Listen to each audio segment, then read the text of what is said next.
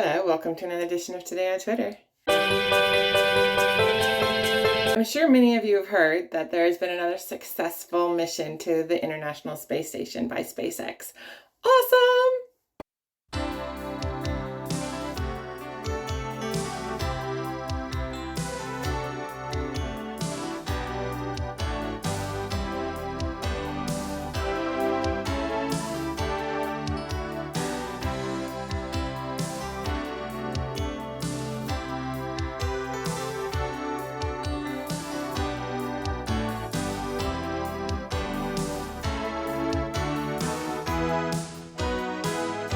Did you also hear that SpaceX won the NASA contract for the next moon landing? It's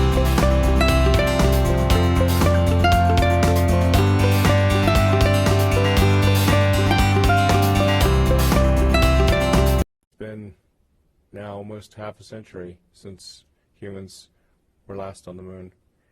It's too long. We need to get back there and have a permanent base on the moon. I think like a big permanently occupied base on the moon, and then build a city on Mars and become a spacefaring, like a spacefaring civilization, a multi-planet species. We don't want to be one of those single-planet species. We want to be a multi-planet species.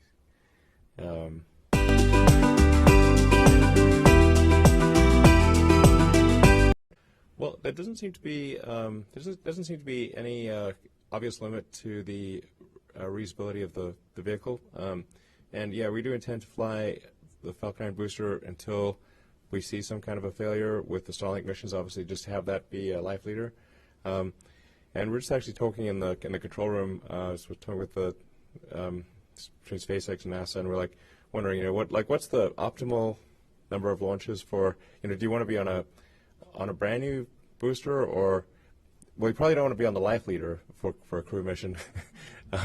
But it's probably good to have a flight or two under its belt for the booster to have flown once or twice. I think if it was like an aircraft coming out of an aircraft factory, you'd want the aircraft to probably have gone on a test flight or two before you put passengers on. So I think that's probably a couple of flights is a good number to have for a crew booster. And in the meantime, we'll keep flying the life leader. We've got 9 flights on one of the boosters. We're going to have a 10th flight soon with a Starlink mission. And yeah, we're learning a lot about reusability, and it's a hard problem for rockets. I mean, there's a reason it's really, right now, Falcon 9 is the only partially reusable rocket being flown, with the booster coming back and the fairing coming back, but we don't reuse the upper stage or the Dragon trunk. And so with the Starship, we're aiming just like hopefully reuse the whole thing. But this is a hard problem for rockets, that's for sure. And it's taken us, we're like 19 years in now. But I think we can see the Starship design can work. It's a hard thing to solve. And the support of NASA is very much appreciated in this regard. So amazing. SpaceX also does satellites. Did you know that?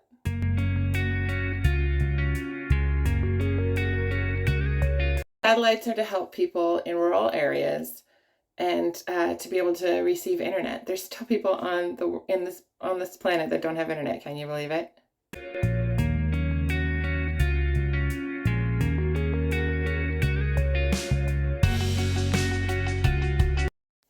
With those things, now that's just one company.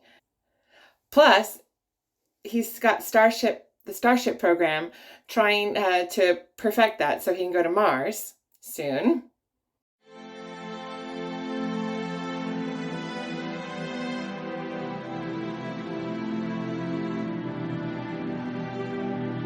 By the launch tower. Yep. So it lands and is actually caught by launch tower arms. That's aspirationally. I mean, there should be that looks like science fiction. Excitement guaranteed. Yeah. So the booster it comes back about 6 or 7 minutes later, and is caught. So it's right there, and then caught by launch tower arms and placed right back onto the launch stand. Amazing. And then the ship is. I actually want the ship also to be caught by the launch tower. Now the ship will take, it takes at least 90 minutes to orbit the Earth. Yeah.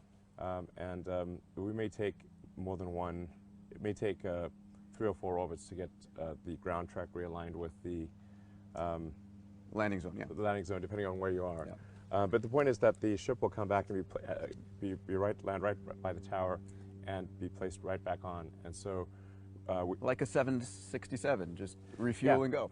it's intended to be such that the booster can be used, I don't know, a dozen times a day, and the ship the ship could be, you know, basically every couple of hours, and that's mostly about reloading propellant and mounting the ship, and then the ship could probably be used, you know, probably every, in theory, every 3 hours if you can make the ground track match. But certainly every, say, 6 to 9 hours, or call it twice a day for the ship. And we'll make more ships than there are boosters. So, and I think once we have the floating space platforms, we can position them such that the ship can come back in a single orbit. Amazing. So then it could be like, you know. Now think about it. That's just one of Elon's companies. Just one. That's not the only one. Of course, there's Tesla.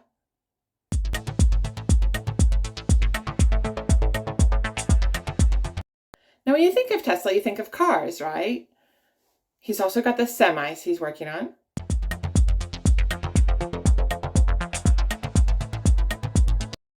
He's got the Cybertruck.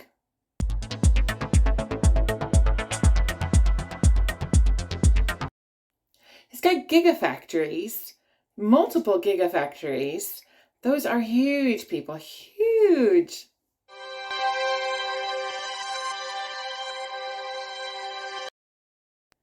He's got solar.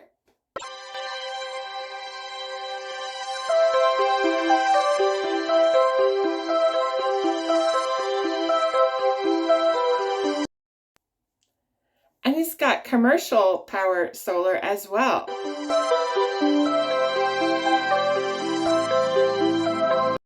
Busy, busy. Now, that alone would keep anybody entirely busy, but take that side by side with SpaceX. He is CEO of both of those companies. He's very busy, very busy. Look at an example of his flight patterns from 2018. It's a video I couldn't download, but this is a quick little picture. Almost 158,000 miles flown in 2018. Look at this graphic.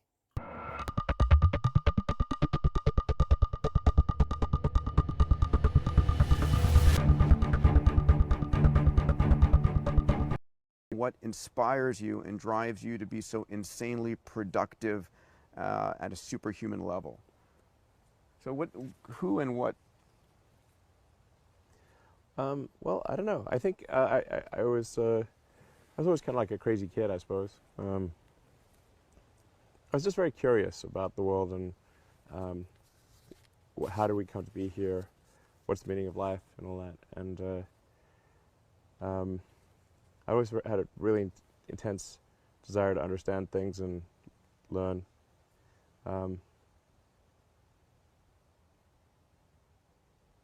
Yeah, I mean, I had sort of an existential crisis, I guess, when I was, I don't know, 11 or 12 or something, trying to figure out what it's all about, you know. And ultimately came to the conclusion that we don't really know the answer, but if we increase the scope and scale of civilization, then we have a much better chance of understanding the meaning of life and why we're here, or even what are the right questions to ask. So therefore, we should strive to expand the scope and scale of consciousness to better understand the questions to ask about the answer that is the universe. Yeah. It's only gotten worse since then, because he has the Boring Company.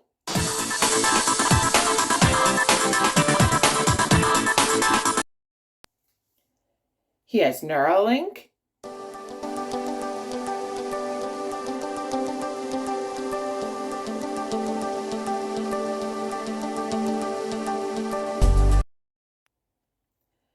He has his foundation, which he does donations, and right now he's doing the XPRIZE.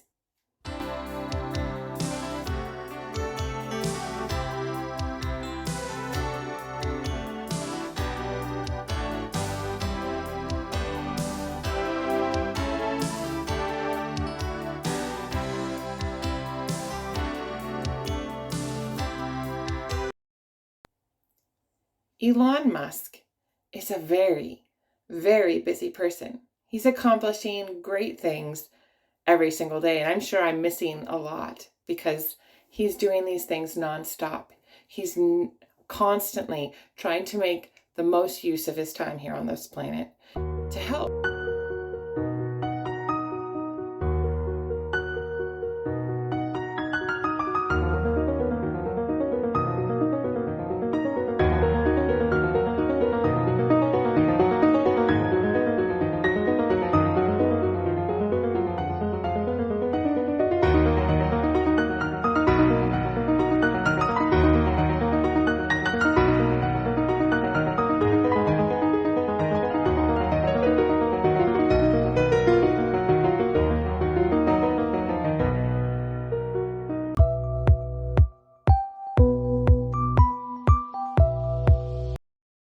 These are helpful things. All of his things are helpful. Do you see that? He's helping us become multiplanetary so that we have a backup plan and so that we can inspire people and learn and explore. He's helping the environment by working with solar energy and making and having cars that do not produce carbon. He's getting rid of carbon with his XPRIZE. He is helping solve traffic problems and other things with his tunnels. He's trying to help paraplegics walk, help people who can't use their fingers or talk, be able to use other things with their mind and be able to communicate with people as they have not ever been able to do before in their lives. Do you see something consistent in all of these things? They are helpful. They are good. You can argue one way or the other, but the intent is good for all he's doing. So why would he care about crypto? Why? He doesn't.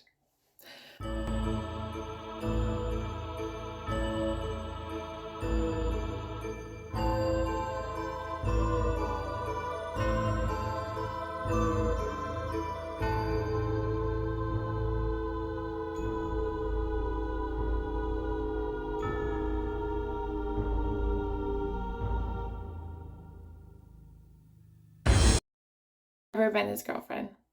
Never. Never, never, never. She poisoned him day one. And has been blackmailing him since 2018.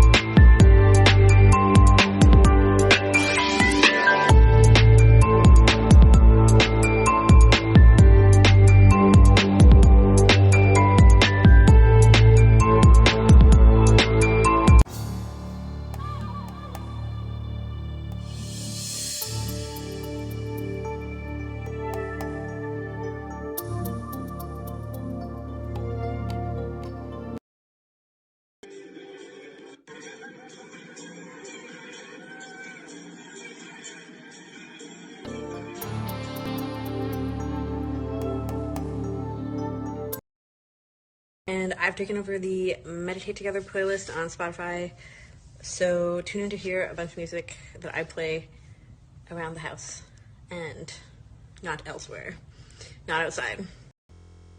There is no baby. None of them look the same. It's all gaslighting. The birth certificate is not valid. The main number is higher than the low number.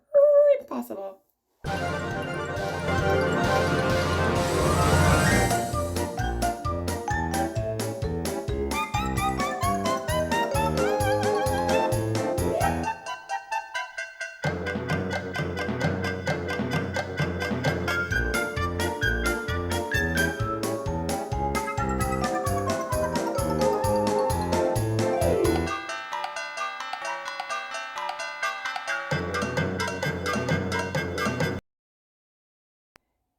They're trying to ruin what he's trying to do to help. They're trying to stop him from progressing with Tesla. They're trying to stop him progressing with SpaceX. It's awful. They're trying to humiliate him and embarrass him with their Twitter posts. Those hackers, they've been out there since 2018 causing lawsuits. His lawsuits went from a very minimal amount for over 20 years to skyrocketing in 2018 when this blackmail began, and it's continued since.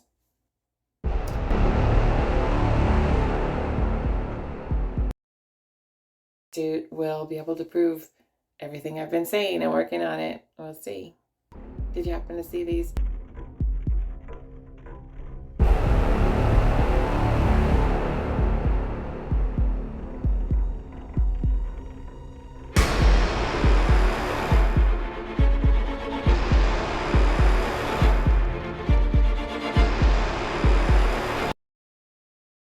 Every single day, trying new things, trying this and trying that, and trying to get attention. Sometimes I really do well, and sometimes things flop, and that's just the way it goes. I'm trying this comic strip thing right now.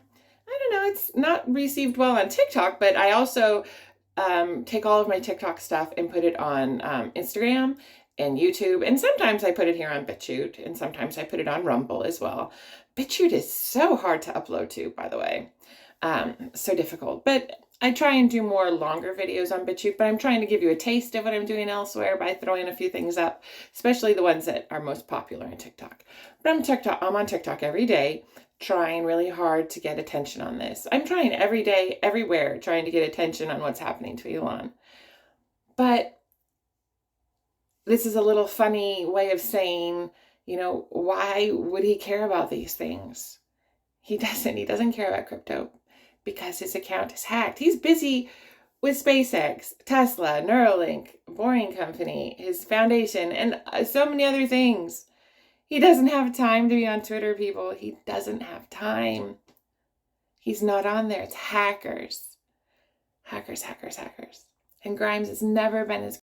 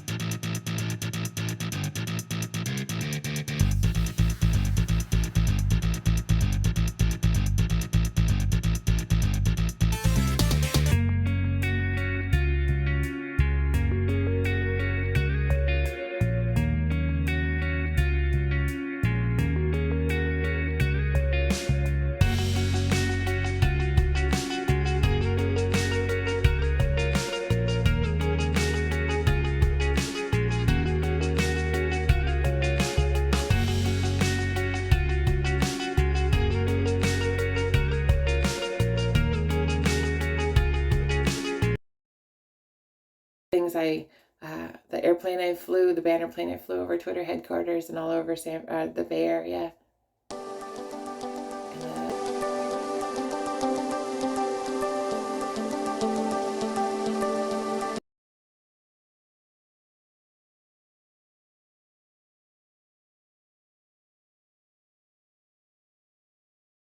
A billboard truck I drove around LA.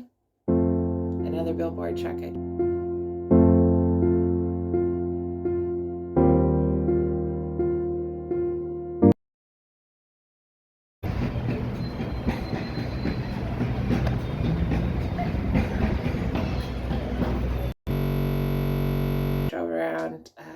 Washington, D.C., right up to the SEC building. I'm trying.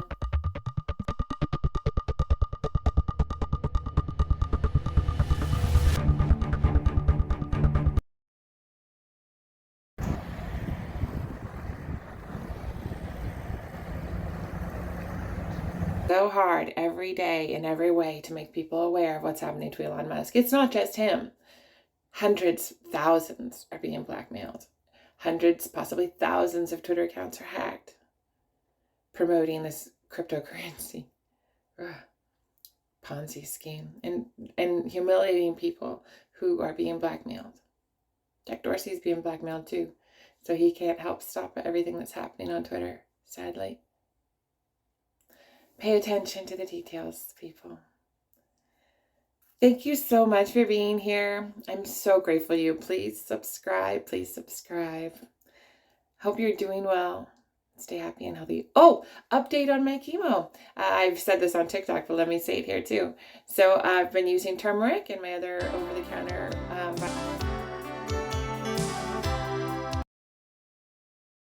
vitamins for over a month, well, since January, but I haven't been on chemo for over a month now, and had a visit with my oncologist this week, and he said I'm doing great. Great. Turmeric, listen to your doctor, investigate for yourself. I'm not saying turmeric's going to stop your chemo, your need for chemo, but it could help. Look into things and check them out. Okay, have an awesome day. Subscribe.